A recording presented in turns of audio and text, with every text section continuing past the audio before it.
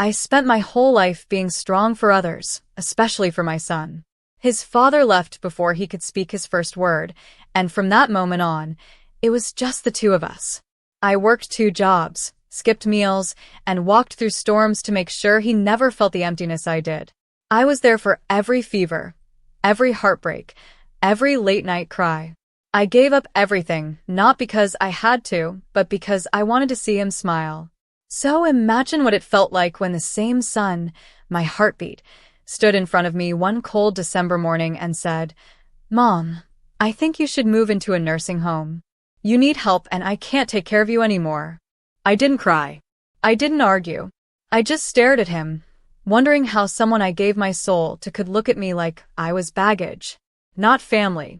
Not love. Just weight. A burden. He had built a life, a good one, and I was now inconvenient. And just like that, I was moved into a small room that smelled like medicine and loneliness. I smiled at the nurses. I tried to be cheerful. But every night, I held my chest and asked myself the same question. How did love turn into obligation? I remember sitting by the window, watching the snow fall, thinking how strange it is that something so beautiful can feel so cold. That's what it felt like, cold beauty. My life, my sacrifices, my memories, they were still beautiful, but they no longer warmed me. I had become invisible in a place filled with forgotten stories. The staff were kind, the food was passable, but none of it could fill the aching silence that followed me from dawn to night. Every beep of a heart monitor, every wheelchair rolling by, was a reminder of how easily the world moves on without you. I saw it in the eyes of the other residents too. People who had built families, raised children, built entire lives, only to end up being managed like a task on a list. But the pain wasn't just being left behind. It was knowing that the one person I raised to be kind, to be strong, had somehow forgotten the very meaning of loyalty. I started questioning myself. Did I do too much? Did I shelter him so well that he never learned what it meant to sacrifice for someone else? Maybe I had given him the illusion that I was indestructible, that I didn't need love in return, only to give it away endlessly. That was my mistake. I taught him everything except how to care for the one who cared for him most. I created a perfect world for him, but forgot to leave space for myself. Days passed, then weeks. My body may have been slowing down, but my mind was sharper than ever. And the truth burned deeper with every phone call that never came, every weekend visit that was missed. He wasn't busy. He was avoiding me. And while everyone else pitied me, I began to feel something new, a kind of fire inside me. Not for revenge, not for anger, but for justice. I had stories. I had journals filled with every sacrifice, every struggle I faced to raise a son alone in a world that told me I was nothing. And now he had the nerve to call me too much? No, my darling. If you think I'm a burden, let me show you what a real burden looks like. Not to hurt you, but to wake you up. Because sometimes it takes shaking someone to their core to remind them where they came from. So I started writing. Not just in a notebook, but in my heart. I wrote letters in my head to the younger version of him, the little boy who used to bring me dandelions and say, "You're the best mom in the world." I missed him. I missed the innocence, the honesty, the warmth. I knew that boy was still there, buried under adult stress and selfish choices. I just had to remind him. I didn't want pity. I didn't want to be taken care of out of guilt. I wanted my son back, not as a caretaker, but as a human who remembered how to love. And so the decision came. I would not be silent anymore. If he truly believed I was a burden, then I would show him the weight of a mother's love, the kind of love that doesn't just disappear with age or illness. I didn't raise him to walk away.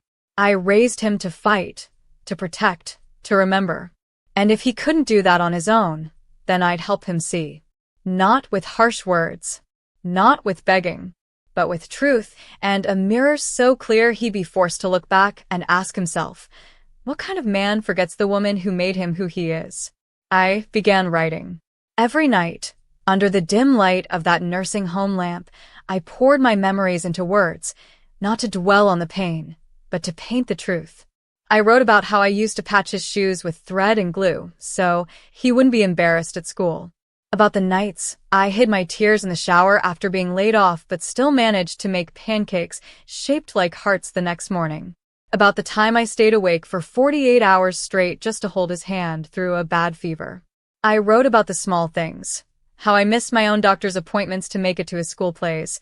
How I sold my wedding ring to pay for his college books. How I smiled through heartbreak just so he wouldn't feel it.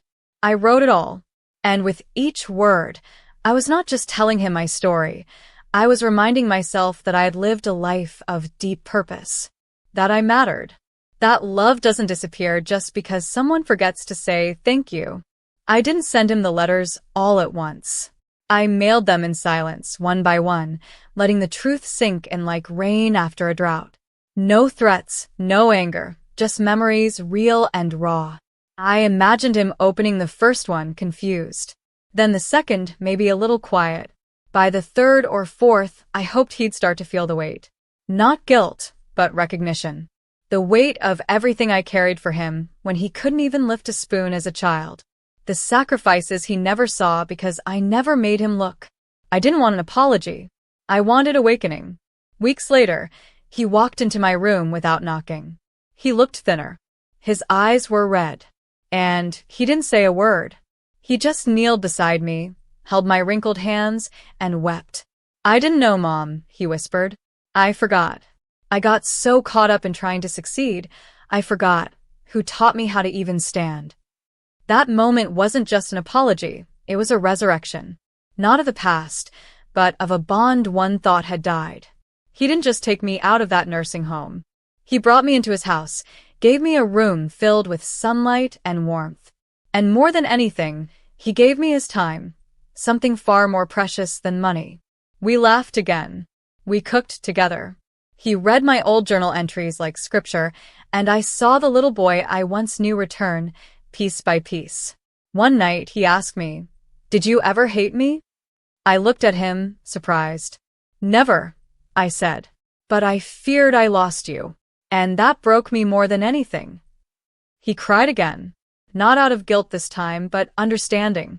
That's the thing about love, real love. It doesn't scream. It doesn't demand. It waits. Quietly. Painfully. But it waits.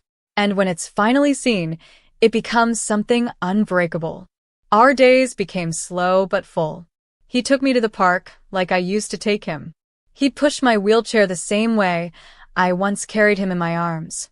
We told stories, shared meals, watched old movies. He even began recording my memories, turning them into little audio stories to one day share with his own children. I saw it in his eyes, the change. The shift from seeing me as a duty to seeing me as a gift. Sometimes life circles back. Sometimes those who forget learn how to remember. Not through punishment,